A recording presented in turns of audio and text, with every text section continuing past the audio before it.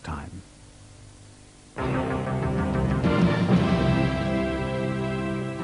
Good evening. The news from ITN. Tonight's main stories.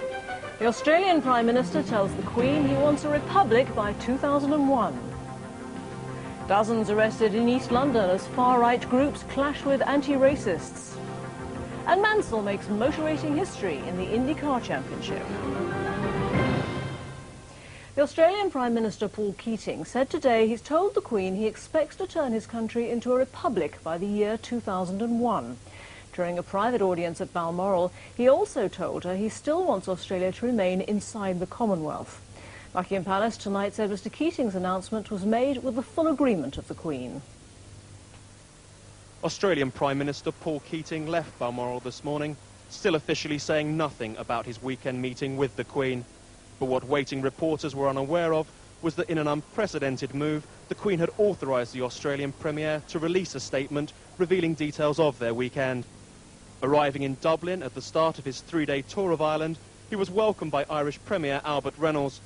Once off British soil, he ended speculation about his face-to-face talks with the Queen. I explained that the Australian government's view was that if approved by the Australian people at a referendum, it would be appropriate for Australia to become a republic by the centenary of our federation in the year 2001.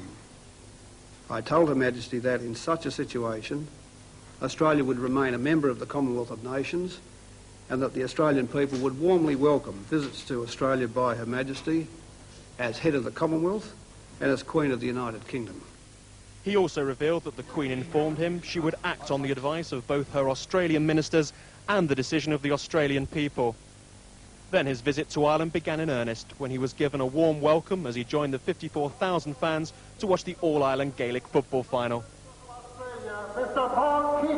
While in Ireland, Mr Keating will make an emotional visit to the tiny village of Tina in Galway, population 60, to trace his ancestors who emigrated to Australia in 1855. Tonight, Mr Keating is attending an official function here at Dublin Castle. Despite some reports of a frosty exchange between the Australian Premier and the Queen during their weekend meeting, today's official statement means that Mr Keating is one step nearer his goal of Australian independence. Mark Lyons, ITN, Dublin. John Major told his party to pull together today and cut out what he called their stupid squabbling. Speaking in Japan, he said doubts over his leadership were being caused by just a handful of backbench mavericks. This was the Prime Minister's strongest plea to date for his party to end its bitter squabbling and unite behind his leadership. There were clear signs that the Japanese were anxious to expand trade with Britain, and he said Gary Lineker was a good example of a successful British export. But after years of a painful recession in Britain, much more had to be done to encourage international trade. That was why he said a tiny handful of dissident Tories had to put an end to the civil war within the party. Time for every single Conservative MP to start concentrating on what we now need to do, get this country back into clear growth and prosperity. I think these noises off are a distraction and a waste of time. It's time for the whole party to pull in the same direction. And tomorrow the Prime Minister gets down to the serious business of his visit here as the first foreign head of government to meet the new Japanese Prime Minister. High on his list of priorities will be to make progress on the GATT International Trade Agreement, which John Major sees as crucial to the success of the British economy. Mark Webster, ITN, Tokyo. Violence broke out between anti-racist protesters and members of the British National Party in London's East End today. 27 people were arrested in the clashes at Tower Hamlets, where the British National Party won a council seat in a by-election on Thursday. Out to mark their election victory, the BNP were confronted by scores of anti-Nazi protesters. The two sides separated by a heavy police presence. Moments later, the protesters surged forward, breaking through the police cordon.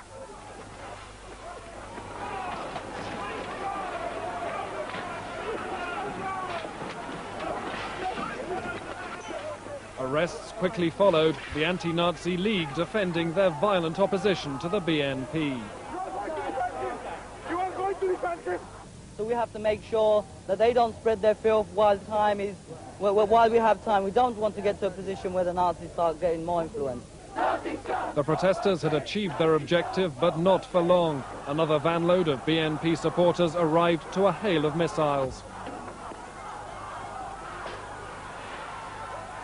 More scuffles, and more arrests.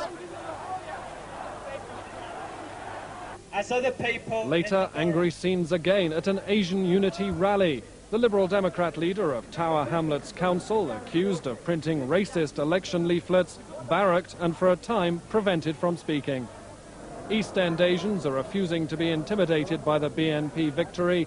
We too are British, they say, and here to stay. Miles Fletcher, ITN, East London.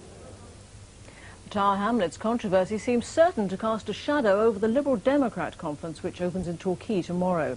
Tonight, Paddy Ashdown denied his party had stirred up trouble during the by-election, saying it was nonsense to claim his party was racist. This evening, London Liberals met in Torquay. Paddy Ashdown here with the chairwoman of Tower Hamlets Liberal Party. Today, members of the London group agreed with the leadership the terms of the inquiry into the campaign literature for the Millwall by-election. And tonight, Mr Ashdown promised there will be no witch hunt. In my judgment, this needs to be conducted quickly, openly, publicly and honestly. But I give you this commitment. This will not be a whitewash, nor will it be a witch hunt. With the Tower Hamlets row apart, Paddy Ashdown is steering his party through pretty calm waters at present, buoyed up by two spectacular by-election victories and power in more councils than ever before. The Liberal Democrats have every reason to be cheerful. Mr Ashdown even spoke about the party being on the verge of a breakthrough into the big time. The row over Millwall has briefly clouded that, but this week the Liberal Democrats' eyes are much more likely to be focused on the poll, which suggests they could sweep the southwest, and are pushing the Tories hard in the southeast. Jo Andrews, ITN, Torquay. A group of British naturists whose coach crashed in France yesterday, killing two of them, have been involved in another crash. Today's accident happened as a plane bringing them home overran the runway at Troyes in eastern France. 5 people were taken to hospital but were later released. Salvage experts have started to try and solve the mystery of why a fishing trawler sank off Cornwall with a loss of 6 crew more than 2 years ago.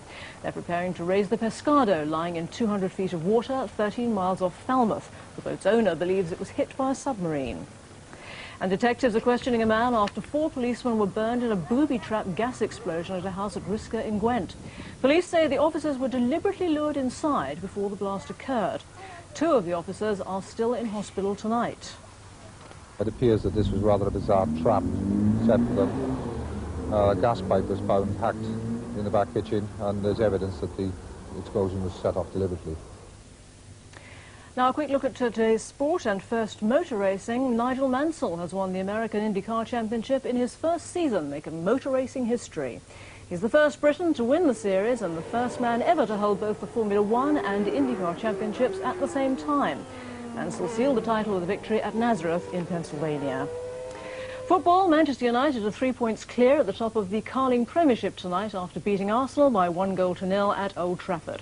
In a tense and hard-fought game, Eric Cantona scored with a thunderous free kick from 30 yards. It was Cantona's 4th goal in 5 games. Cricket, and in what's probably his last big game, the former West Indies captain Viv Richards steered Glamorgan to victory in the Sunday League. He scored 46 not out as the Welsh county beat Kent by 6 wickets.